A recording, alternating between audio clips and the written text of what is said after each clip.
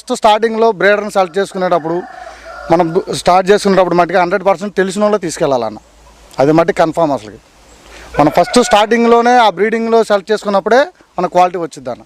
Loss వచ్చిన అతను నా లాభం వచ్చిందని ఎందుకు చెప్పుకుంటాడు అన్న? ఏమన్నా ఇస్తారేంటి? ఇప్పుడు నాకు లాస్ వచ్చింది అన్న, నువ్వు ఇస్తావేంటి? నాకు లాభం వచ్చింది, నీకు ఏమైనా ఇస్తానేంటి? నా అనుభవం నేను చెప్తున్నాను. ఇప్పుడు కోల్డ్ షెడ్ మెయింటెనెన్స్ అంటే ఓన్లీ కోళ్ళు అది బిజినెస్ చేసుకుంటే ఎందుకు మిగలదన్నా?